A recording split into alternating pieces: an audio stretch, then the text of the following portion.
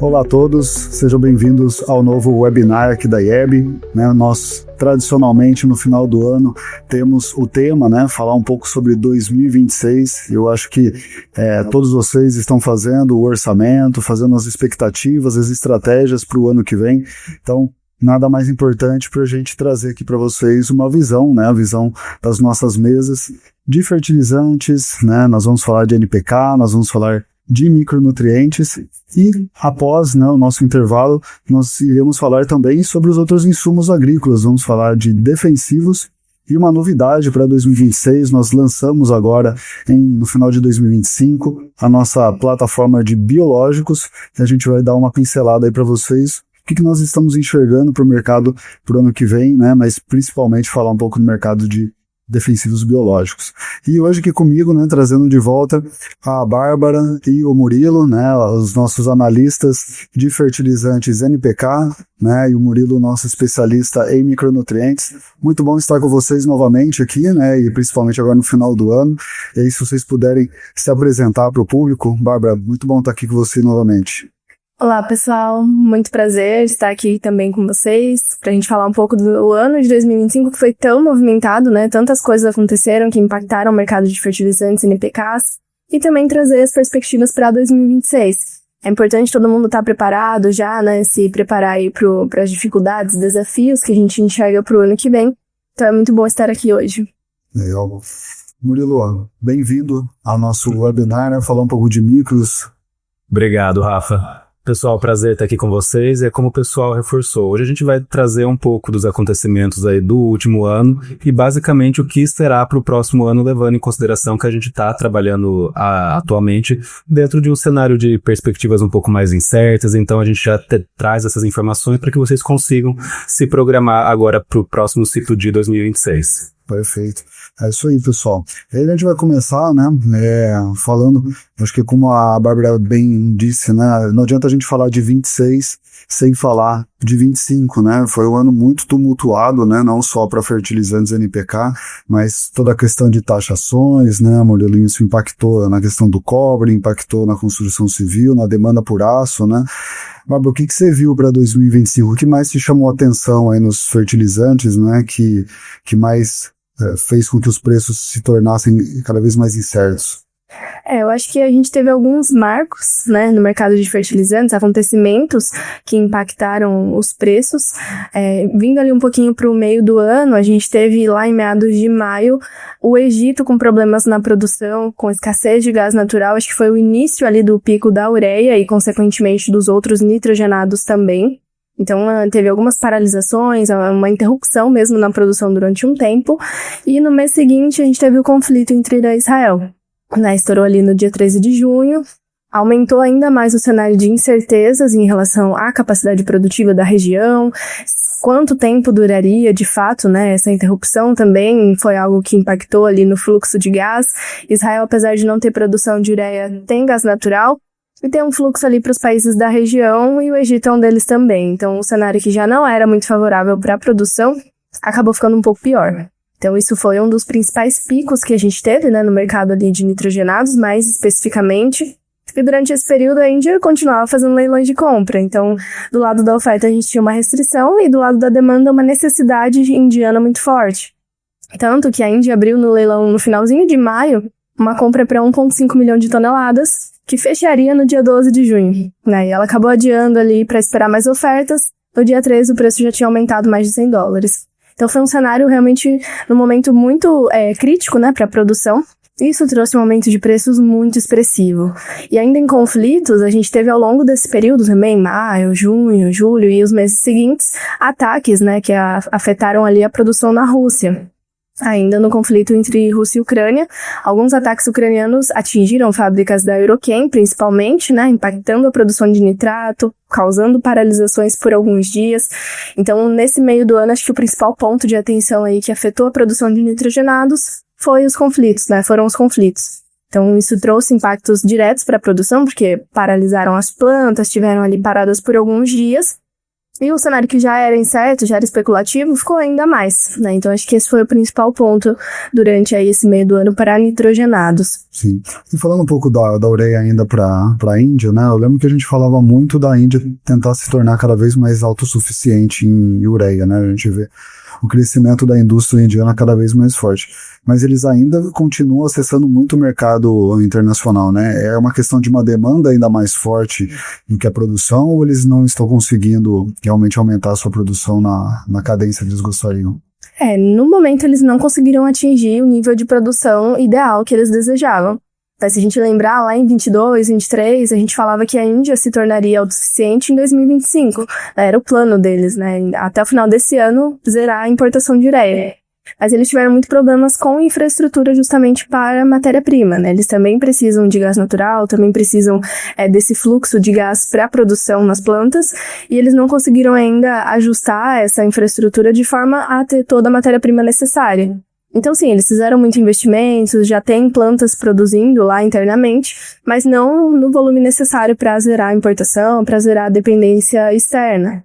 Então, a gente ainda viu esse ano, acho que a gente não teve, desde o início do ano, a gente teve 1 ou 2 meses sem leilão da Índia, então quase todos os meses até agora, outubro, ela abriu um leilão de compra. A maioria deles ela não fechou todo o volume, mas foi uma demanda recorrente. Então ela ainda tem uma necessidade grande de importações, de acessar o mercado externo, e isso é algo que a gente vê ainda gerando muita especulação para a ureia. Sim, perfeito.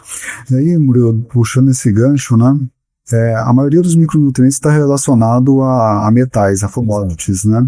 E no conflito a gente teve alguma preocupação com esses principais metais que compõem aí os sulfatos, o molibdênio, né? Esse foi um ponto de atenção em 2025 para micronutrientes ou não, né? A gente passou meio que ileso em relação a isso e foram outros impactos que levaram à mudança de preço. Quando a gente fala especificamente dos metais, todas essas questões de conflitos geopolíticos não afetaram diretamente na precificação, na cadeia e na logística dessas commodities. Quando a gente fala de produtos como, por exemplo, zinco e cobre, o principal ponto de atenção ao longo de 2025 foi realmente o enfraquecimento da moeda norte-americana, porque a gente sabe que as precificações dos metais lá na Bolsa de Valores de Londres têm uma inversa com o preço do dólar. Então, com essa degradação da precificação na moeda norte-americana ao longo dos últimos meses, a gente viu os preços dos metais acompanhando de forma inversa. Então, a gente atingiu o cobre com $11.000 por tonelada no último mês, a gente viu o zinco também ultrapassando algumas máximas históricas. Então, esse foi o principal ponto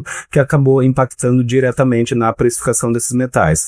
Justamente por conta de instabilidades políticas, a gente sabe que o governo Trump é um governo um pouco mais marcado por algumas incertezas, então a gente viu os Estados Unidos entrando nesses conflitos, isso também acaba trazendo alguns pontos de atenção para a economia norte-americana. Agora, no fim do ano, a gente vê que o shutdown também tem enfraquecido ainda mais o dólar, então esse foi o principal ponto de atenção em relação às precificações dos metais na Bolsa de Valores de Londres. Outro ponto que é muito importante ressaltar foi o aumento dos preços de algumas matérias-primas. Se a gente, por exemplo, pegar o preço do enxofre, que agora ao longo de 2025 apresentou uma alta de quase 100% dependendo da região que você olha. Então isso, consequentemente, acaba impactando na precificação do ácido sulfúrico, que é utilizado na produção desses sulfatos. Isso também acabou gerando um ponto de atenção bem significativo agora em 2025. Perfeito, eu vou voltar com você daqui a pouco, mas não posso perder o gancho, né? De falar sobre MAP quando fala de enxofre e ácido sulfúrico, né? Você também, né? A maioria dos sulfatos, né? Como você bem disse. Mas vamos começar, vou voltar com você aqui. Depois a gente fala de tarifa, claro, Trump, que impactou bastante. O MAP ainda não está naquele preço, né, que a gente gostaria que voltasse a ceder. Ele está cedendo, mas a gente sabe que está em patamares muito mais altos, né? Sim. O que aconteceu esse ano aqui? A China ainda continua com restrições, né? A demanda está aquecida. O MAP a gente vem olhando ainda 25, há alguns anos, uns 2, 3 anos de aumentos consecutivos, né, que tem sido registrado. O custo de produção, como o Murilo trouxe, enxofre muito elevado, também ajuda, né, nesse cenário de alta. E a China, desde 2024, ela colocou algumas restrições na exportação. Isso tudo para manter o produto no mercado interno. E falando de fosfato especificamente, ela tem aumentado a produção de baterias à base de fosfato, né? Então, a cadeia ali de produção, o ácido fosfórico, que é muito utilizado também, é uma forma deles manterem o mercado interno mais abastecido. Então, ao longo de 25, a gente viu algumas cotas de exportação, né? A China liberando alguns volumes, 200, 300, até um pouco mais de volume, né? De toneladas.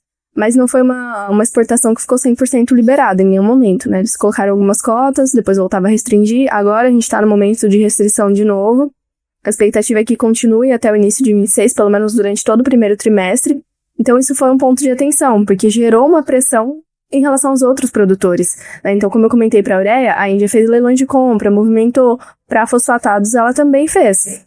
Então, nos momentos que a Índia entrava para comprar DAP, principalmente, até TSP, SSP, gerava uma movimentação no mercado internacional, e como a Índia estava ausente, a China, né, estava ausente, então a Índia também recorreu para outros fornecedores, Marrocos, Arábia Saudita, que são fornecedores do Brasil. Então, a gente teve uma movimentação ali de demanda que gerou uma pressão forte, né? Então, o mercado ficou com preços mais elevados. E, além disso, esse ano a gente teve alguns problemas de produção de amônia em países produtores de MAP que são muito relevantes para o Brasil, como Marrocos e Arábia Saudita. Então, eles tiveram problemas ali na unidade de amônia e favoreceu a produção de fosfato sem amônia, como o TSP ou SSP. Então, reforçou a restrição de oferta do MAP. Então, além dos custos de produção, que a gente tem também ainda um cenário elevado, a oferta ela segue um pouco mais restrita, um pouco mais apertada. Então, a queda que a gente está vendo nesse momento para o MAP, ela é mais relacionada à ausência de demanda do que uma melhora no cenário de fato, né? Voltando a movimentar a demanda do início de 26, voltando Estados Unidos a consumir, Índia a consumir, o preço tende a voltar a aumentar de novo também. Sim. E a expectativa do enxofre, né, é ainda se permanecer em patamares mais elevados, né? A gente não vê uma expectativa aí do enxofre ceder justamente por conta dessa demanda, né? Exatamente, ainda deve ficar um pouco mais elevado, sustentando tanto o preço do MAP quanto a alta dos sulfatos ali que o Murilo comentou. Exato. E os sulfatos, Murilo, eu acho que também o molibdênio, né?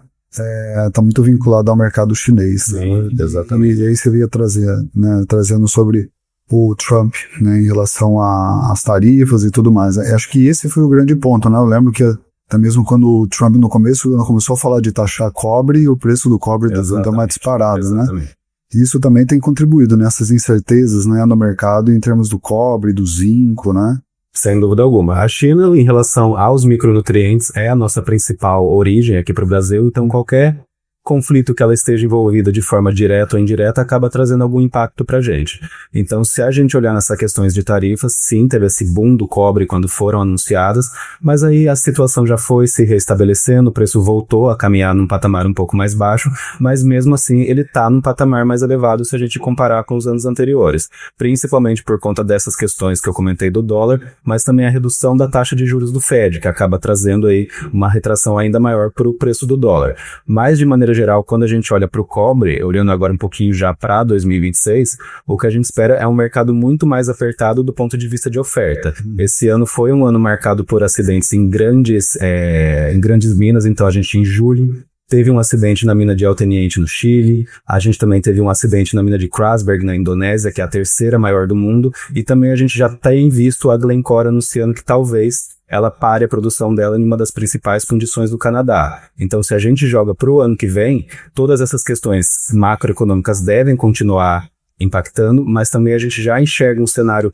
de restrição na oferta, a gente deve ter uma queda aí de cerca de 400 mil toneladas na produção no ano que vem. Fora isso, a demanda por cobre está cada vez mais acelerada, principalmente se a gente olha para alguns segmentos como energias renováveis, baterias de carros elétricos, segmento de tecnologia de maneira geral. Então, o que a gente espera no médio e no longo prazo é que comece a existir um descompasso entre o que é ofertado e a demanda. Tanto que se a gente olhar para 2027, a gente já enxerga um mercado global com déficit na produção de cobre. Então, esse é um dos principais metais que hoje atualmente tem um ponto de atenção mais significativo. Isso é um problema, né? Porque eu lembro que você, a Bárbara também me trazia no passado que o molibdênio, né, também tem um programa desse. Sim. A gente tem uma demanda ainda mais acelerada que a própria capacidade de aumento de produção. Exatamente. Esse eu trouxe da China, né, que é o grande ofertante.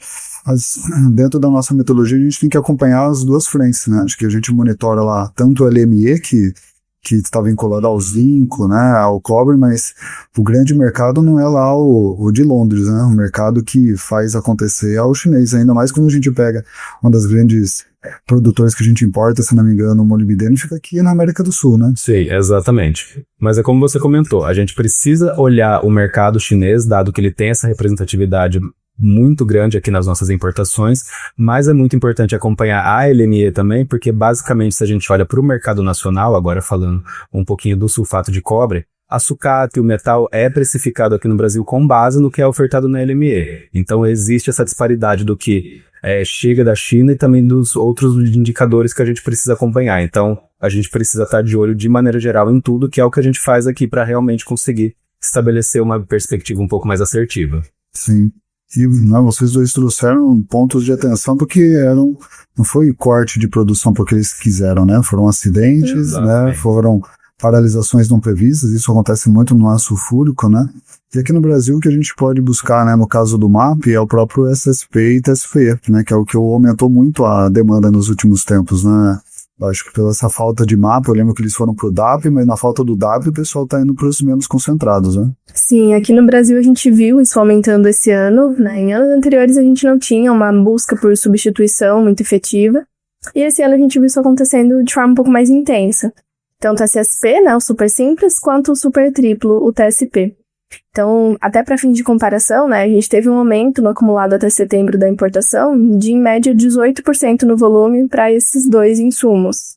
Então, foram produtos que foram mais procurados, eles são um pouco menos concentrados, principalmente o super simples, né, que tem uma concentração ali próxima de 20%, mas também tem um preço menor. Então, às vezes, não foi nem uma substituição 100% do MAP, mas compôs ali uma fórmula com um pouco mais de super simples, um pouco mais de super triplo, para reduzir o MAP e também reduzir o custo. Então, foi uma movimentação, né, que o mercado buscou. O fosfato natural também, a gente viu essa procura um pouco maior, que daí também é bem menos concentrado, né, ele é o fosfato ali mais direto. Então, o mercado começou a olhar um pouco mais para essas fontes, como forma também, né, de reduzir custo, de conseguir ali um preço um pouco mais competitivo. Foi uma movimentação que a gente viu mais intensa nesse ano. Sim. E aí eu vou perguntar para vocês dois, acho que a relação de troca aqui no Brasil tá bem desfavorável, né? A gente vê boa parte das usinas ainda sofrendo, né, com uma má produtividade, uma produção para esse ano, né, grãos, né, a gente está com valores bem abaixo.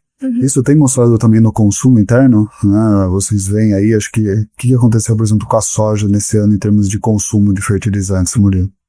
Para micronutrientes, a gente viu uma leve retração no consumo, justamente por essas questões que a gente comentou anteriormente. Então, crédito rural, recuperações judiciais, o que acabou reduzindo um pouquinho essa demanda, não muito num aspecto muito significativo, mas a gente vê que realmente essa questão da relação de troca acaba deixando o produtor um pouco mais assabiado, então eles acabam tirando um pouco aí o pé do acelerador em relação às compras. Entendo que isso seja mais significativo dentro dos NPKs, Sim. Mas para micronutrientes a gente já sentiu uma leve movimentação. A gente viu um atraso também nas compras, né? Em meses que a gente já estaria ali com um pouco mais de 90%, a gente estava ainda com cerca de 80% comercializado. Então o mercado segurou principalmente para MAP, né? Que foi o insumo que teve um aumento maior, teve um pico também ali entre agosto e setembro, que seria um período de maior movimentação de compra para grãos. Então, a gente viu a relação de troca sendo um ponto importante. A questão financeira e econômica também, né? A gente está numa taxa de juros muito elevada. Apesar do crédito rural ter aumentado, a taxa de juros dentro do programa também aumentou. Então, isso dificultou um pouco a compra do produtor. E a incerteza mesmo, né? Em relação à economia do país, às movimentações internacionais.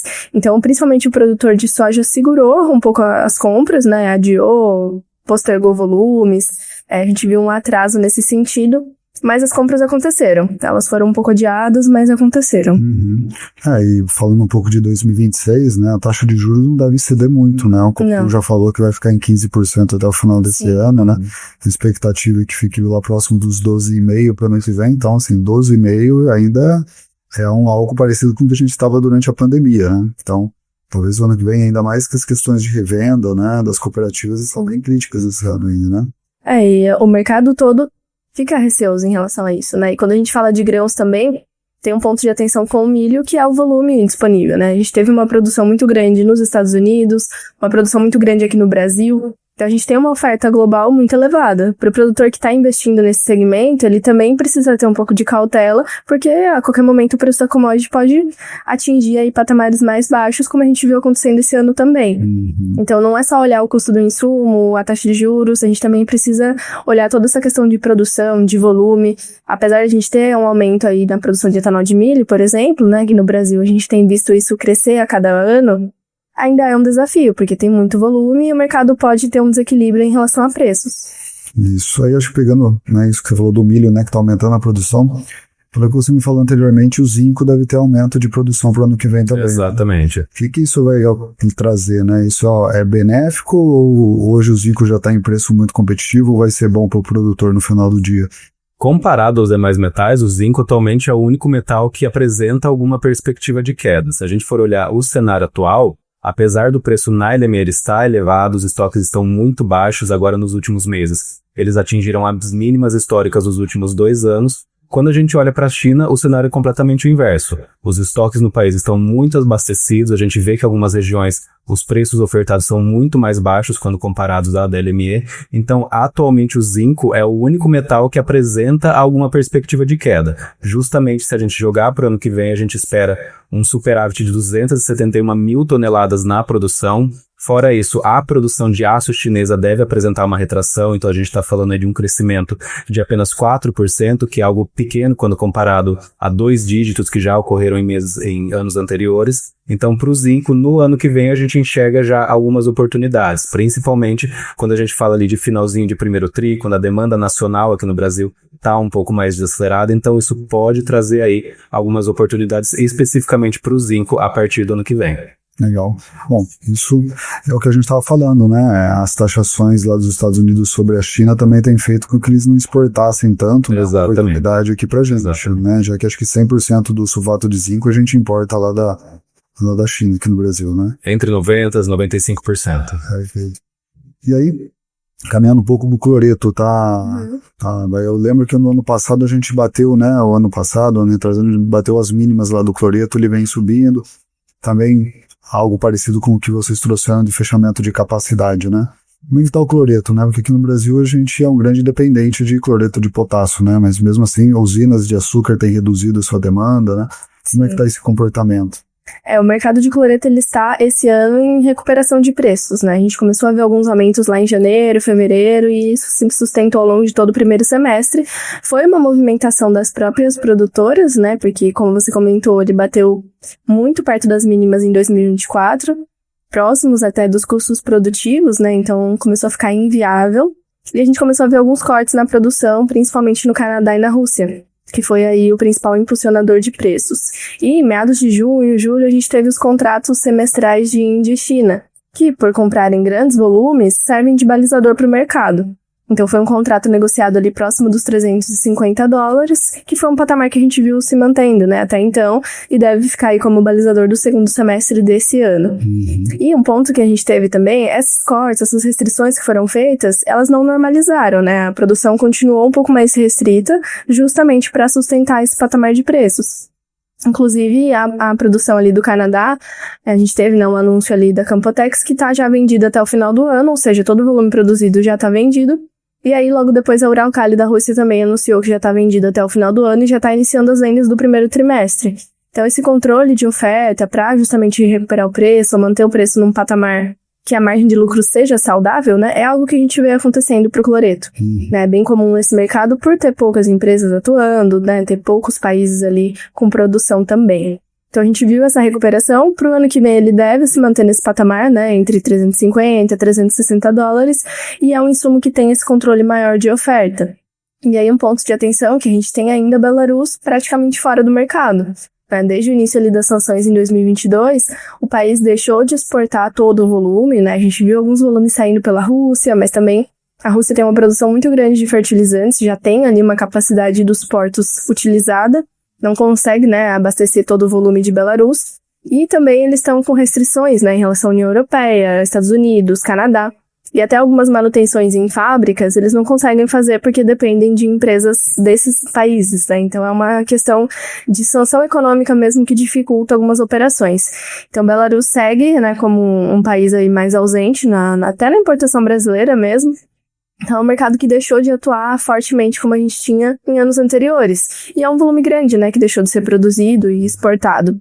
Então é um ponto de atenção. Isso junto com o Canadá e Rússia ainda um pouco restringindo, né, os volumes. A próxima origem que a gente teria, Belarus, segue fora do mercado.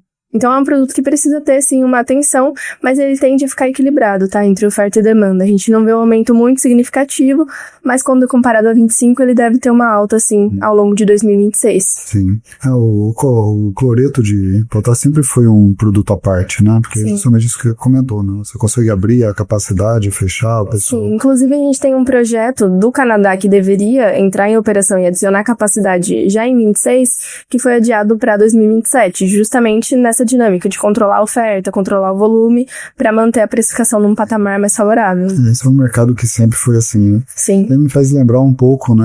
Eu acho que não é idêntico, né? Mas o mercado do cobalto, ele é bem centralizado. Exatamente, né? eu ia até trazer esse ponto. O cobalto, ele, lá no Congo, né? Tem os conflitos, né? Acho que eles estão indo para outros países, mas é um cenário parecido, né, Murilo? Não só no cobalto, mas em outros produtos, como, por exemplo, molibdênio e manganês, que atualmente o governo chinês tem entrado cada vez mais no controle desse jogo de oferta e demanda, justamente para conseguir manter a precificação num patamar mais elevado e conseguir conservar as margens em cima desses metais. Não necessariamente porque está faltando produto, porque não tem capacidade produtiva.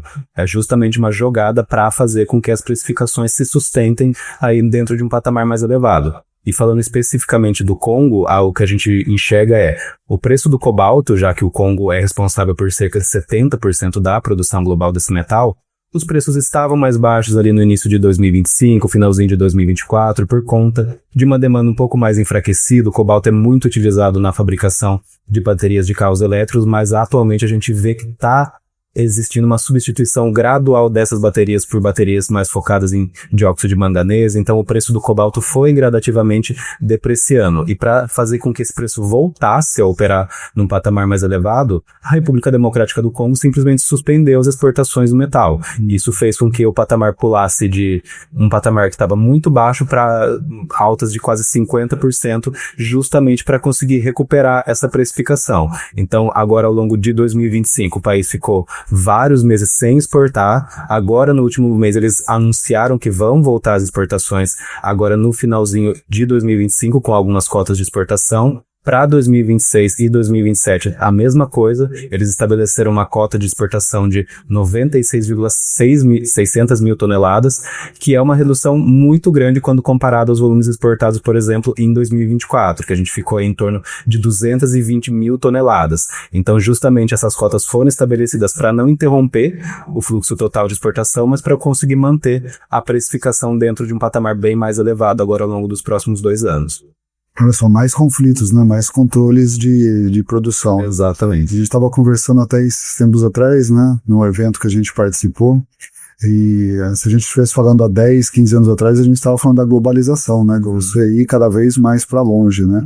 E agora a equipe de suprimentos está tendo uma dificuldade que tem muitos locais geopoliticamente instáveis, que são os fornecedores de insumos para eles, né? Isso tem feito com que o sourcing, né, do comprador tem que ser cada vez mais profundo, né, da onde eu vou comprar, né, onde eu vou comprar, vai ter uma guerra ou vai ter uma tarifa, né? Se a gente olhar fertilizantes, por exemplo, a Rússia é o país que a gente mais importa, né, mais consome fertilizantes, tá aí na casa dos 20 e pouquinhos por cento quando a gente olha na média.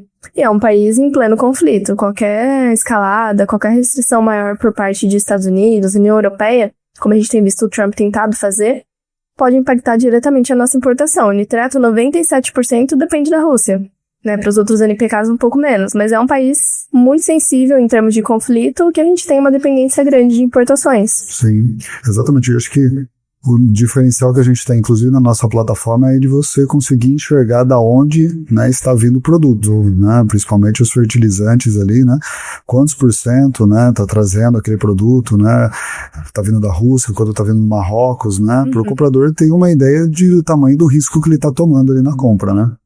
Sim, até poder buscar fornecedores mais competitivos, né? Às vezes a gente tem um volume muito grande que vem de uma origem, mas tem uma outra origem com preço mais barato, que tem opção ali de importação também. Então, além de saber de onde está vindo, saber quem está trazendo mais barato esse volume. Exato. Perfeito. Gente, para a gente ir seguindo para o nosso encerramento dessa primeira etapa, que de maneira geral, tá? Eu vou começar com o Murilo para 2026, né? O que a gente está enxergando, pelo menos para o cobre, para o zinco, para o cobalto. Eu sei que você já deu né, uma pincelada, mas assim, o que a gente espera, né, e o que a gente pode recomendar para os nossos ouvintes? Com exceção do zinco, o que a gente espera para a maioria dos metais e, consequentemente, para os micronutrientes é que os preços sigam operando em patamares mais elevados ao longo do próximo ano. O principal ponto aí de que pode surgir alguma oportunidade são nos momentos de menor demanda sazonal aqui no mercado brasileiro. Então, ali finalzinho do primeiro trimestre é o momento em que as precificações podem estar mais baixas. Mas falando do mercado de metais de maneira geral, como eu comentei, com exceção do zinco, a gente espera que uma demanda mais firme por conta de alguns setores como aeroespacial, tecnologia, carros elétricos continue cada vez mais sustentando essas precificações. Além disso, a gente fica muito suscetível a questões de paradas produtivas, seja por questões geológicas ou por questões de conflitos civis em alguns países, e também esse controle cada vez maior de cada uma das origens na produção para conseguir garantir uma precificação mais elevada. Então, esses seriam os principais pontos de atenção agora para 2026, falando especificamente dos micronutrientes. Nada fácil. Bom, para os fertilizantes NPKs, de forma geral, a gente também deve ter um patamar mais elevado. O único produto que a gente tem de ver uma leve redução é a ureia, mas isso é muito uma recuperação do pico que a gente teve esse ano, né? O preço atingiu um patamar muito alto e a gente está numa recuperação. Então, quando a gente compara a média 25 versus a projeção para 26, há uma leve queda. Mas comparado a anos anteriores, ainda é um patamar elevado. Nitrato, MAP, cloreto também devem ficar em níveis um pouco mais altos. E aí o que a gente pode observar também, a gente até comentou um pouco essa tendência por fertilizantes menos concentrados. A gente não comentou muito, mas para o sulfato de amônio a gente teve um aumento de 51% nas importações no acumulado do ano. Então foi um insumo que teve uma movimentação muito grande de demanda. A gente até viu estoques aqui no Brasil muito elevados. A China, que é o principal país, produziu muito também. Então é importante, né, para olhar para esses insumos também, entender a possibilidade de uma composição na fórmula, para reduzir um pouco mais o custo, porque o ano que vem não deve ser, em termos de preços, muito melhor do que a gente teve esse ano, né? A gente ainda deve ter patamares altos. Esses conflitos que eu comentei, que a gente falou um pouco da Rússia, do Oriente Médio, ainda não estão 100% solucionados e fora de risco, né? No Oriente Médio a gente viu um cessar-fogo, na outra semana ataques novamente. Na Rússia os ataques têm sido consecutivos. E lembrando que o nitrato é um produto explosivo, né? Então é muito difícil a Rússia manter uma produção estável se ela achar que pode ser atacada novamente. Então tem pontos de atenção muito críticos em relação aos fornecedores aqui para o Brasil. Então, além de monitorar tudo isso, ter contato aqui com os analistas da IEB, né, para poder saber dessas tendências, se antecipar também a esses riscos, é importante olhar para a precificação, entender ali quais produtos podem ser substituídos para ter uma redução de custo no final do ano, né? Exato, né? Que é o que eu ia, né? O senhor trouxe bem, né? Ano que vem vai ser um ano de custos extremamente apertados, né? Sim. Que é o ponto de equilíbrio que a gente vai entender. Esses preços mais altos dos insumos, quanto que eles vão se sustentar com uma demanda, né? Que talvez não venha por conta das questões financeiras aqui no Brasil, pelo menos, né? Sim, principalmente. A pessoa com ninguém querendo fazer estoque, né? E aí tem o risco de ficar no spot o tempo todo, né? Isso é muito arriscado. Pessoal, eu quero agradecer, né, a presença de vocês. Acho que foi muito rico, né? A gente falar um pouco aqui de fertilizantes. Espero que a equipe de casa também tenha gostado, né? E aí, quero que vocês, né, façam a despedida e agradeço a participação. Pessoal, obrigado mais uma vez pela participação e lembrando que o nosso papel aqui na IEB é realmente auxiliar vocês nesses momentos em que a gente não sabe exatamente o que o futuro nos aguarda. Então, tudo que vocês precisarem a gente está à disposição e mais uma vez obrigado pela oportunidade de compartilhar um pouquinho o que já aconteceu e o que a gente espera agora para o próximo ciclo. Perfeito, Murilo, obrigado. Obrigado, Rafa. Muito obrigada, Rafa, por essa conversa. Acho que esse assunto é muito importante, né? Como o Murilo falou, são coisas incertas que a gente está falando aqui, de conflitos, de cortes na produção. Então é importante a gente falar sobre isso, até poder entender o que vai acontecer no futuro. As tendências, elas podem também se movimentar muito aí ao longo de 2026. Então é importante vocês estarem, né, aparados aqui pela inteligência da IEB, poder ter uma previsão com uma taxa de acerto elevada, como a gente tem monitorado aqui, e saber o que vai acontecer, como se preparar, como lidar com essas informações. A gente tem visto, como o Rafa falou, o mercado é muito movimentado, a gente tem informação chegando de todo lado, então o papel da IEB também é validar essas informações, saber se realmente isso é um fato ou não. Então, contem com o nosso apoio para análise dessas informações, enfim, para se preparar realmente para o próximo ano. Obrigada a todos e obrigada, Rafa. Obrigado. E aí você, né, aguarde um minutinho, né, que nós estamos encerrando essa primeira parte de fertilizantes, mas daqui a pouquinho a gente volta com com a Natália e com a Lara. A Bárbara tá aqui, né? Com a Lara e com a Natália para falar pra gente de defensivos e biológicos, tá? Fiquem aí, a gente já volta. Forma mais eficiente de comprar defensivos agrícolas. Com o Global Crop Protection, você alcança pelo menos 8% de redução nos custos. Saiba mais em globalcropprotection.com. A clareza que faltava para o mercado que mais cresce. Com a plataforma Biológicos da IEB, você tem acesso a preços, oferta e riscos de fornecimento dos defensivos biológicos. Alcance ganhos significativos em uma compra estratégica. Tenha uma economia de pelo menos 5% na negociação de fertilizantes. Conheça o Global Fert. Olá pessoal, estamos de volta aqui no nosso último webinar do ano, falando sobre insumos agrícolas para expectativas, né, de 2026.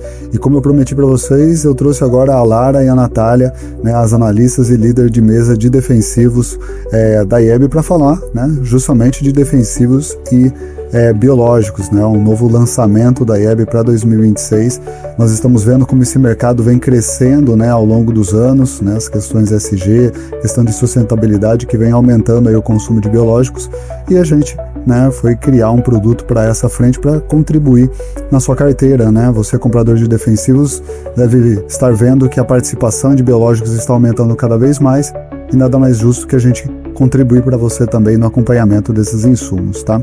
Então, quero apresentar, né? Então está aqui comigo a Lara, a Natália, né? Lá da IEB. Se vocês quiserem se apresentar, pessoal, Lara, fica à vontade, bem-vinda, propriamente aí. Obrigada, Rafa. Bom dia, pessoal, tudo bem? Então, como o Rafa comentou, eu sou a Lara, faço parte aqui do time da IEB, contribuindo então como analista de mercado de biológicos neste momento.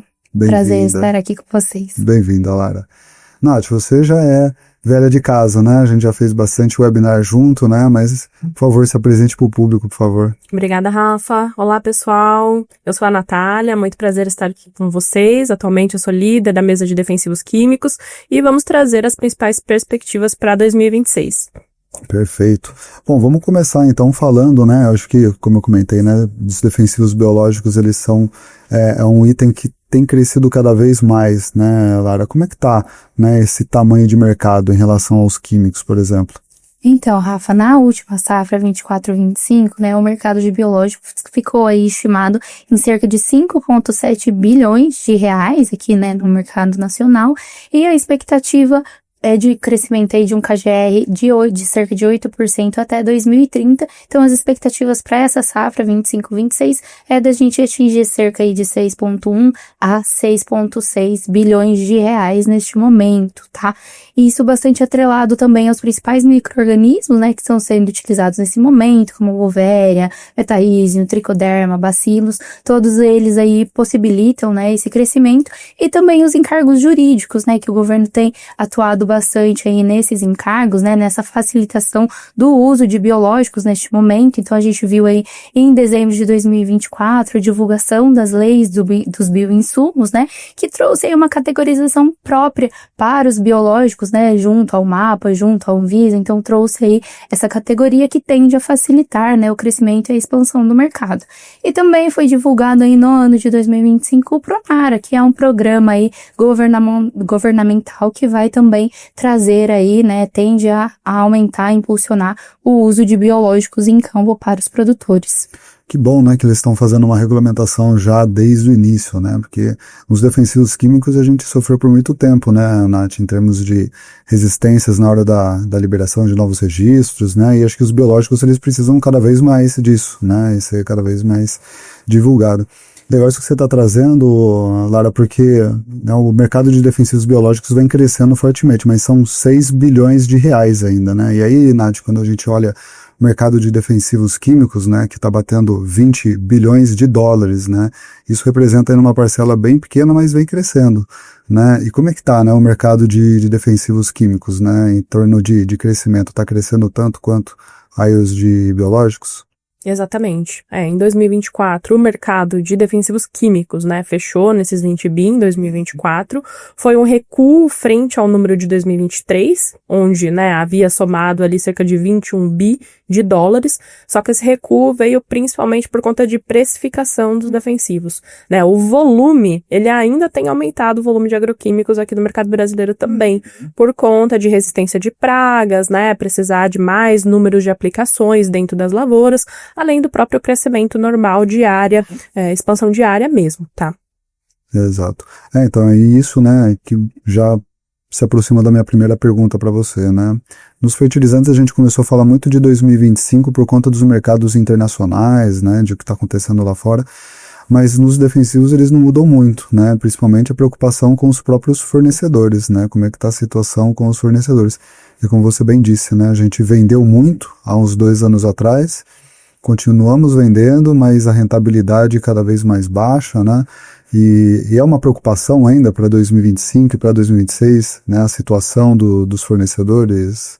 Sim, bastante. Nesse ano de 2025, a gente teve um cenário bastante especulativo pela grande indústria de defensivos, né, que está tentando retomar as margens nesse momento. A gente pode citar alguns exemplos que, inclusive, foram divulgados nessas últimas semanas, né, o resultado aí do terceiro tri desses fornecedores. Hoje, a gente teve de positividade, né, uma OPL apresentando números ali de EBITDA, né, de receita positivos. Ela traz ali, né, no seu descritivo que principalmente a venda de mancozeb aqui para o Brasil trouxe aí um bom ganho nesse último tri, e ao longo desses 3 trimestres, na verdade, né, não foi somente no terceiro tri, e é uma fornecedora que a gente vê bastante agressiva no mercado. Ela fez uma virada ali no seu portfólio, né, trazendo misturas para sair ali da competitividade de produtos puros apenas, e ela tem conseguido engrenar bem aqui no mercado brasileiro, né, ter uma boa aderência no mercado e, consequentemente, tem aí apresentado números positivos. E de positividade a gente viu a Corteva também nessas últimas divulgações, trazendo também positividade, né, o EBITDA aí bastante positivo, só que a Corteva não foi tão atrelada ao mercado brasileiro, foi ao mercado americano. Ela é uma empresa, né, estadunidense. Nesse ano a gente teve bastante, né, questão de tarifaço do Trump, que limitou ali o acesso dos genéricos no mercado americano no começo do ano, principalmente, e daí a Corteva foi mais acessada pela demanda interna, pela demanda americana. Então ela vendeu mais, conseguiu posicionar maiores preços, porque ela não tinha tantos competidores, né, nesse ano de 2025 lá nos Estados Unidos. Então isso trouxe bastante positividade ali para o seu resultado. Além da venda de sementes, né? Ela também é bastante forte. E só te cortando, mas eu lembro também que a Corteva tinha, né, uma questão com o 2,4-D lá nos Estados Unidos também, né? Esse daí também aconteceu, né, em fevereiro foi divulgado ali a questão do processo de antidumping. Ela conseguiu ganhar o processo contra genéricos como uma Rainbow, por exemplo. Então, Rainbow, dentre outros genéricos lá nos Estados Unidos, além do tarifaço do Trump, estão pagando uma tarifa a mais de antidumping para entrar com produto no mercado americano. E daí ela teve esse ganho. E fora isso, em 23, o dicamba tinha sido proibido. E daí, nesse ano, e no ano passado, ela vendeu mais semente de soja resistente a 2,4-D e vendeu 2,4-D também. Então, tudo isso colaborou aí para esse boom no resultado da Corteva. Então, assim, os fornecedores, né, com algumas problemáticas ainda, né, porque você trouxe da positividade, né, mas tem alguns que ainda estão sofrendo um pouco, né? Sim, exato. De destaque, né, dessas últimas divulgações negativos, a gente teve a FMC, que inclusive está avaliando fechamentos de fábricas, né, ela está aí em uma derradeira nos últimos trimestres por conta do seu portfólio, né, ela tinha um portfólio bastante exclusivo, especialmente aqui no Brasil, né, com moléculas como clomazona, clorantraniprol, sulfentrazona, mas que agora estão sendo cada vez mais acessadas pelos genéricos, com preços competitivos que estão ali provocando bastante o share da FMC no mercado brasileiro. E ela não conseguiu ainda despontar com um produto para recuperar, né, tudo isso, e consequentemente é uma fornecedora aí que está bastante prejudicada ainda. E fora ela, a gente pode citar Bayer, que também, né, tem apresentado resultados bastante negativos nesses últimos tris. Isso vem por conta de competitividade com genéricos também, né? Aqui no Brasil a gente pode citar que está se tornando mais genérico o mercado de Etiprole, né? Do Curbix, do Etefon também, a gente tem genéricos hoje, né? Que era o Etrel, e a gente tem Focus X-Pro também sendo bastante estimulado, né? Por competidores genéricos. Então, cada vez mais a gente tem no mercado de fungicidas sistêmicos opções aqui no mercado, não só misturas à base de proteaconazole, né, com outros ativos também, e que dado o momento do Brasil, né, de crédito mais apertado, commodities, né, não tão rentabilizadas, o produtor tem optado por outras opções e, consequentemente, pressiona bastante aí as vendas da Bayer aqui no mercado brasileiro. E ela tem mais um agravante, que são os processos jurídicos que ela está sofrendo com a linha Roundup. Então, esse TRI aqui, ela está com quase meio bi em negatividade, né, no EBITDA final, por conta de pagamento de processo jurídico. Então, e trazendo um pouco do que você falou, né, dessas substituições, ela está vinculada ao que a gente trouxe lá no início, né, da regulamentação, né, de você conseguir novos registros, né, entrar novos fornecedores. E o que a gente sempre recomenda para os nossos clientes, né? A homologação de novos produtos. Exato. Isso é muito importante. Muito importante. Nos biológicos, a questão dos fornecedores também está dessa forma, ou o pessoal ainda está surfando numa boa onda dos biológicos? Com certeza, Rafa. O pessoal está se aproveitando, né, desse momento, desse crescimento, né, do mercado de biológicos de uma maneira geral. Então, a gente vê ainda muitos players entrando neste mercado, obtendo registros. Atualmente, no mapa, a gente traz aí cerca de 140 fornecedores que já têm registros aqui no Brasil, então já conseguem estar comercializando. E, ao passo que isso vem acontecendo também, o número de registros vem aumentando. Todos os meses nós divulgamos aí na nossa plataforma, né, o aumento de registros de biodefensivos. De janeiro até aqui, nós já tivemos aí cerca de 150 novos registros de produtos biológicos. Então, realmente, né, o pessoal tá aí neste mercado atuando bastante aí com novos registros, novos fornecedores. Então, a competitividade tem aumentado bastante. E de principais fornecedores que a gente tem no mercado de biológicos aqui nacional, né, a gente pode citar Copert, Simbiose, Balagro, Vitia, todas aí são bastante relevantes em quantidade de registros. Juntas, elas somam aí cerca de 20% de todos os registros que a gente tem no Brasil hoje. Então, realmente, esse é o panorama de fornecedores que a gente tem para biológicos atualmente. Sim. Eu acho que um diferencial, né, que tem algumas outras como a Bionat, né, que eles buscam produtos mais específicos, né, que eu acho que o que a gente enxerga da mesma forma para os defensivos químicos, né, você tem os genéricos e os defensivos exclusivos, né, e aí isso faz com que mude muito ali o comportamento do mercado daquele produto, né. E como é que tá, Nath, em termos de margem, né, nos produtos, né, a gente sabe que essa inundação de produtos chineses tem feito com que os fornecedores aqui, e até mesmo lá na China, estejam trabalhando com margens bastante apertadas, né? Exato. Hoje, né, a grande indústria de defensivos, parte dos resultados negativos que eu comentei que estão acontecendo é por conta dessa competitividade e, consequentemente, margens bastante apertadas. E eles estão tendo muita dificuldade em fazer um levantamento de preço, fazer esse levantamento de rentabilidade, porque o produtor não está capitalizado, né? Então, é muito difícil repassar esses maiores preços nesse momento.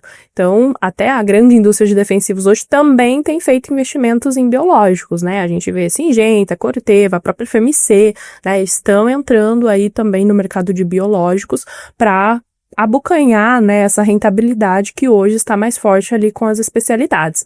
E daí a gente vê isso como um ponto de atenção para o mercado nacional de biológicos, né, porque a gente entende que esse segmento é muito importante, que tenham, né, tecnologias nacionais para que a gente consiga depender menos das tecnologias vindas de fora. Então, é um ponto de atenção para essas indústrias nacionais, né, conseguirem abocanhar a margem de mercado, conseguirem se estabelecer para que elas não sejam dominadas por essa grande indústria internacional, que é bastante importante, mas, né, seria também bem válido que o Brasil conseguisse ser um pouco menos dependente, né, de soluções de crop protection aqui no Brasil do mercado externo. Sim.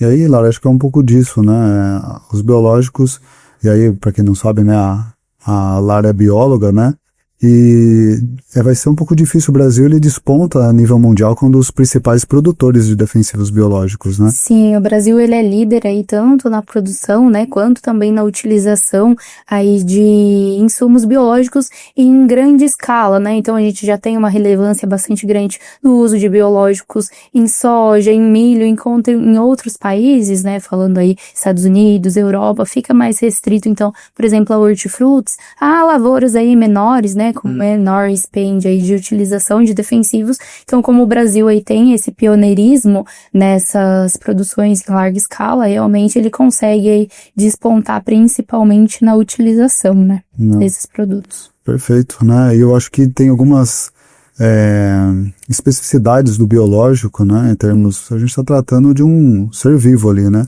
Alguns deles têm que ser produzidos nacionalmente, né? Acho que é difícil a gente conseguir, né, buscar um defensivo biológico no exterior e conseguir importar, né? Isso, Normalmente a gente fala realmente de produção aqui, e essa sensibilidade também está atrelada, né, a tempo de prateleira, né, são organismos que são mais sensíveis aí, então eles ficam aí mais restritos, também precisam de uma produção mais específica, né, com questão de refrigeração, umidade, todas essas questões têm que ser levadas em conta. E também a gente tem essa questão da biologia, né, agora partindo um pouquinho para minha formação, que é a questão de você trazer espécies de outros países para cá. Isso precisa ser muito bem avaliado com o INBAMA, com outros órgãos aí governamentais. Você não pode simplesmente pegar uma espécie aí de outro país e trazer para cá. Então, fica aí realmente mais restrito a espécies que realmente ocorrem, né, aqui no Brasil, que já tem compatibilidade com o nosso solo, com as nossas pragas. A gente tem toda essa questão realmente biológica do mercado que precisa estar bem alinhada, né? Sim, perfeito. E aí volta de novo o que você trouxe lá no início das regulamentações, né? A gente tem essas regulamentações muito bem feitas. E, Nath, trazendo um pouco do que a Lara comentou das origens, né? A gente está vendo uma mudança até que significativa, né? Gradual, mas já significativa das origens de produtos aqui para o Brasil, né? Eu lembro que você mostrava sempre um gráfico para a gente de que Estados Unidos e Europa tinham uma representatividade razoável para os exclusivos, mas agora a China e a Índia estão dominando essa frente, né? Sim, dominam cada vez mais, né? Hoje a gente tem empresas como BASF e Bayer anunciando que estão migrando realmente com parcerias, né, para trazer volumes da China e da Índia. A BASF, no ano retrasado, né, fechou uma fábrica de glufosinato e a Bayer anunciou que até 2028 também vai fechar fábricas na Alemanha, né? Então, ambas empresas ali do mercado europeu estão realmente começando essa migração mais forte para o mercado chinês, né? Em passos lentos, mas a gente entende que isso vai acontecer nos próximos anos e teremos com esses fornecedores também mais competitividade aqui para o mercado brasileiro, que hoje não dá para competir, né, um glufosinato alemão com um glufosinato chinês, um glufosinato indiano. Então, frente a isso, elas também já têm feito esse tipo de movimentação. Sim. Aí foi até um tema que a gente discutiu com o pessoal de fertilizantes mais cedo, né? Da globalização que a gente teve no passado e agora a gente busca, né, origens que não sejam tão preocupantes geopoliticamente, né? Acho que a China nem tanto, né, mas a Índia já foi, né? Teve algumas taxações por causa do Trump e pelo uso de combustíveis da Rússia, né? Então a gente tem que ficar atento à Índia, né? Porque a Índia vem crescendo cada vez mais sua produção também lá, né? Exato, e ela tem aqui ela consegue se aproximar muito do mercado brasileiro por estar dentro do BRICS também, né? Inclusive, nesse último ano, já tiveram várias conversas entre Lula e o presidente ali indiano, né, o Modi, para entenderem como fazer essa aproximação entre esses dois países. Estavam avaliando até fazer um PIX aí universal entre Brasil e Índia para estar trazendo essa facilitação. Então, para o mercado de defensivos químicos, os indianos ainda não são tão fortes, tão presentes, principalmente no B2C, né? Alguns atuam já por meio do B2B, mas no B2C ainda nem tanto, por conta de registro, principalmente, né? Às vezes eles fornecem ali no B2B através de registro de outros fornecedores, mas eles pretendem sim entrar cada vez mais fortes aqui no mercado brasileiro e é uma tendência para o próximo ano. E um outro exemplo que a gente pode citar é do Paraguai, porque devido a essas problemáticas que a gente teve, né, nesse ano, os chineses estão começando a olhar para o Paraguai, porque eles têm um ambiente ali de investimentos, né, industriais muito forte acontecendo, vários benefícios que o governo paraguai dá. É uma posição, né, estratégica, porque fica perto de Argentina, fica perto de Brasil para estar fazendo o abastecimento, exatamente. E o Paraguai não tem desavenças ali com os Estados Unidos. Então, o chinês com uma fábrica ali no Paraguai, né, mesmo que a relação entre Estados Unidos continue tensa, ele consegue levar produtos para os Estados Unidos sem grandes problemas. Então, é uma frente também que a indústria chinesa tem olhado nesse momento e pode trazer oportunidades para os próximos ciclos. Hoje a gente tem a Tecnomil, né, que já atua ali via Paraguai, ela traz produtos da China, faz algumas formulações do Paraguai e joga aqui no mercado brasileiro. E é uma empresa extremamente competitiva, que tem aí trazido muitas oportunidades no Brasil. Sim, perfeito. Depois a gente vai falar, né, de 2026, a gente vai falar um pouco do plano quinquenal da China também, né, que nos aguarda para o ano que vem. Só quero voltar com a Lara para falar um pouco agora. Biológicos é coisa muito nova, né? Acho que nem os agrícolas às vezes sabem exatamente o que usar, como usar, o que está combatendo.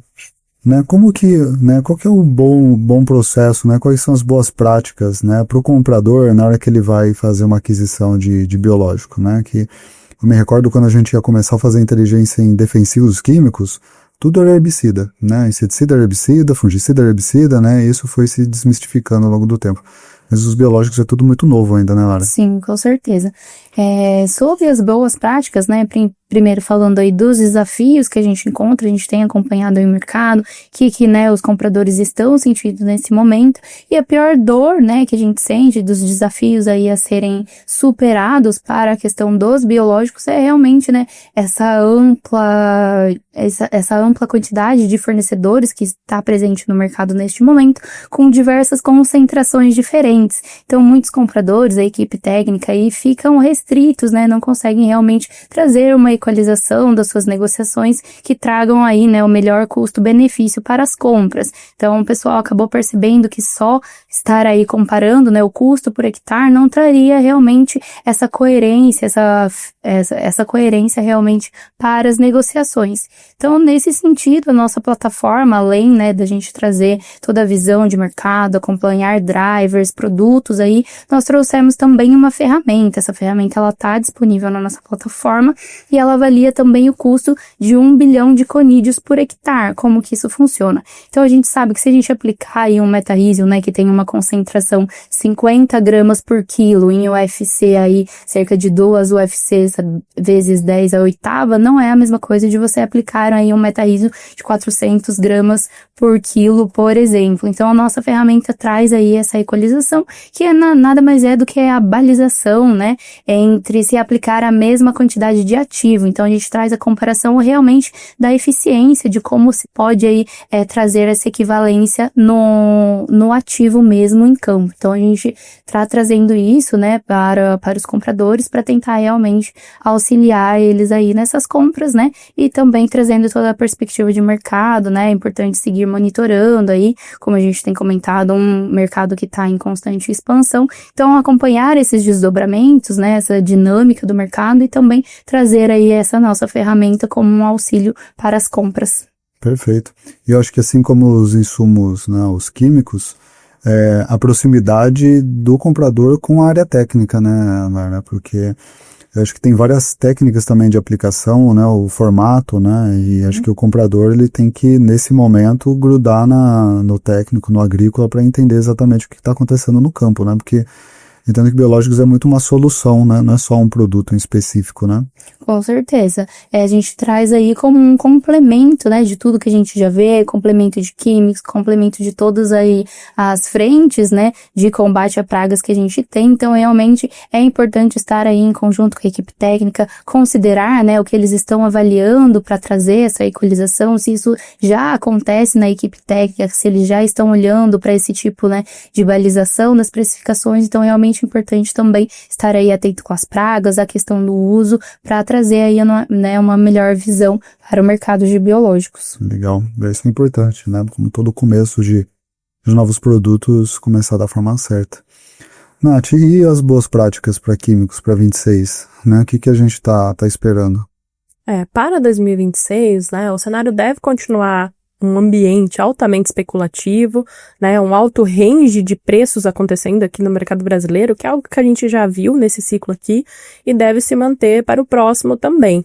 Então, o ponto de atenção é realmente estar identificando, né, as informações verídicas do mercado. Então, como estão as importações, como está o volume internalizado aqui no Brasil, é um ponto bastante relevante de se observar, porque muitas vezes os fornecedores trazem, né, que não vai ter volume, que vai faltar produto, e quando a gente olha o número, dado, né, essa informação não faz tanto sentido. Então, é o tipo de dado que a gente consegue colaborar, né, dentro da plataforma do Global Crop Protection. Olhar também a questão da composição de custo e margem, né, não só de produtos específicos, mas da carteira, porque hoje o que a gente tem visto para defensivo químico é cada vez mais os fornecedores deixando de vender apenas um item, né, eles querem vender produtos dentro da carteira. Aí eles trazem um produto comoditizado com um preço ali extremamente baixo, né, com margem extremamente apertada, se não negativa, só que junto você tem que levar mais 2, 3, né, ou mais produtos. E daí esses outros produtos, as especialidades, né, os produtos mais premium, que são um ponto de atenção, porque é onde a grande indústria está ganhando dinheiro. E, consequentemente, né, há essa necessidade de avaliação da carteira como um todo e acompanhamento dos produtos premiums também, né, não somente das commodities. Sim, os exclusivos, né? A gente está próximo. Exatamente. Né? Ano que vem. Tá, e o que a gente espera, vou começar com você então, para 2026, né? Para o mercado de biológicos, né? São preços mais competitivos por conta aí dos novos entrantes, né? O que vocês estão vendo aí? Exatamente, Rafa. A gente espera aí que para o próximo ciclo, né, para o próximo ano, os preços continuem aí, né, com uma pressão mais baixista por conta realmente desse panorama que você trouxe, né, competitividade com novos fornecedores e até mesmo com os produtos químicos, né. A gente vê que eles estão aí andando de lado, né, com os produtos químicos, acompanhando, né, até mesmo essa tendência de queda para alguns ativos químicos, né. A categoria de bioinseticidas foi uma das principais afetadas aí nesses últimos anos com a questão de queda nas precificações, né? É a categoria que mais a gente encontra registros atualmente junto ao mapa e ela deve seguir pressionada aí também para o próximo ano, tá? E nesse sentido, os fornecedores, a gente tem captado aí uma estratégia, né, de migrar aí realmente para novas tecnologias, né, cepas mais exclusivas, onde eles conseguem puxar maiores margens, né, conseguem alavancar aí as suas precificações. Então a gente tem comentado basicamente dos metabólitos, né? Os metabólitos são substâncias químicas que são extraídas a partir de organismos vivos, então fazendo um link aqui, né, como por exemplo a penicilina, é um metabólito que é extraído, né, da fermentação do fungo e a gente utiliza como remédio para os seres humanos, né, um metabólito aí que serve como antibiótico para nós. Então os metabólitos aí na agricultura nada mais é do que esse remédio que vai ser aplicado nas lavouras. E também a expectativa aí, a grande expectativa do mercado de biológicos são os bioherbicidas, né? A gente ainda não tem essa categoria para os biológicos, tá em fase de desenvolvimento, muitas empresas têm comentado aí que estão olhando, né, para esse mercado, tá? Que ainda segue em desfalque neste momento, e também aí mercados menos concorrentes, né, menos concorridos, como por exemplo citros, né, que é um mercado que atualmente ainda tem baixa adesão de biológicos neste momento, então algumas fornecedoras têm comentado aí o esforço, né, em produzir produtos que combatam o psilídeo, que é o vetor do greening nos pomares, também extratos de vegetais que possam servir como combatentes das formigas, também os biofungicidas protetivos devem vir aí também com bastante força nos próximos anos, tá? Então é um mercado aí que deve seguir aí em crescimento. Ótimo, muito boas notícias, né? Preços um pouco mais baixos, mas o principal essa evolução, esse investimento, né, em insumos, né? Muito com bom. certeza. E você, Nath, como é que vai ser 2026? Eu listei uma série de desafios que a gente tem, tá, pessoal? Então, fora toda a questão geopolítica, né, porque a gente tem o Trump ainda bastante indeciso ali acerca de tarifas, que pode trazer novos desdobramentos para 2026, além, né, de questão de tarifa em si, ele também tem sido mais duro com a questão ali da guerra, né, entre Rússia e Ucrânia. Isso pode trazer impacto sobre a precificação das commodities energéticas, então isso é um ponto de atenção, né, porque é o início do custo do defensivo químico se lidar ali com a precificação das commodities energéticas, né? Tem sido falado sobre em volta dos testes nucleares, isso pode trazer também tensões geopolíticas, tanto para esse final de ano, quanto também para o próximo ano. E aqui no Brasil temos uma série também de desafios. A gente tem o início da reforma tributária, né? Começando no próximo ano, isso pode trazer desafios, né? Para o pessoal iniciar essas adequações. A gente tem nesse momento no STF para acontecer a votação da isenção tributária dos defensivos químicos, que hoje eles têm, né, isenção de IPI e isenção em 60% no cálculo de ICMS. Isso está sendo questionado e poderemos ter aí a decisão final no próximo ano, que impactaria aí no custo do defensivo caso esse benefício fosse revogado. Então, também é ponto de atenção. Além disso, a gente tem um ano de eleição, que por si só já é aí bastante caótico aqui no mercado brasileiro, né? Pode trazer oscilações bastante fortes, né, em termos de câmbio e tudo mais. Então, né, a somatória de tudo isso faz com que seja bastante importante continuar acompanhando o mercado. E além disso, a gente tem mapa, né? Esse ano foram aprovados, né, registros muito importantes que devem trazer competitividade no mercado para ano que vem, como, por exemplo, para formulações à base de diclosulam, que a gente viu a entrada de genéricos, clorantranil e prole, que está começando a entrar também vários registrantes, né, no mercado antes bastante exclusivo, né, da FMC, da Syngenta também. E os fungicidas sistêmicos, que também cada vez mais, né, estão sendo lançadas novas tecnologias, novos ativos e que consequentemente devem trazer competitividade aqui para o Brasil. Então são os principais pontos, né, mas vejam que são várias frentes aí necessárias de acompanhamento. Então, né, a plataforma Global Crop Protection visa cobrir tudo isso e trazer as informações para que o comprador tome a melhor decisão. Sim, e principalmente, né, o que a gente sempre fala para os nossos clientes, né, olhar molécula a molécula, né? Não adianta a gente querer generalizar, né, talvez os genéricos a gente consiga ver uma coisa dessa, mas cada uma delas ela tem um comportamento diferente, né, Nath? Então não adianta a gente querer dar uma visão genérica do que vai acontecer com o preço, cada um deles vai ter um impacto, né? Exatamente. Cada ativo, né, é um mercado, porque é um portfólio de fornecedores diferentes, é um portfólio de substitutos, né, produtos substitutos diferentes. Então, realmente, é uma visão individualizada que a gente faz para cada um deles. Perfeito. Bom, muito bom estar com vocês aqui. A gente está chegando ao fim do nosso webinar.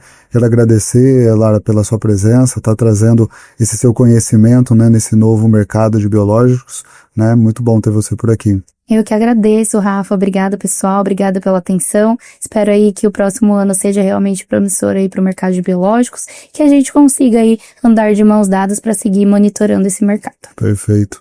Nath, você também, né, de novo, né, bem conhecida aqui nos nossos webinars, trazendo sempre esse crescimento bem amplo sobre defensivos. Obrigado pela sua presença novamente. Obrigada, Rafa. Obrigada, pessoal. Conte conosco para o que precisarem, né, para essa tomada de decisão. E vamos ter um ano de 2026 bastante desafiador, mas estamos aqui para auxiliá-los. Conte conosco. Perfeito. Bom, eu quero agradecer você que ficou até o final, né, do nosso webinar. Acho que foi bastante produtivo falar de fertilizantes, falar de defensivos agora, esse nosso novo produto, que é biológicos, e espero que você, né, tenha se sentido, né, contribuído com tudo que a gente trouxe. A gente vai finalizando por aqui, né, espero vê-los novamente no ano que vem, né, nos nossos webinars, falando sobre outros produtos também, e muito obrigado pela sua participação. Um forte abraço e até logo.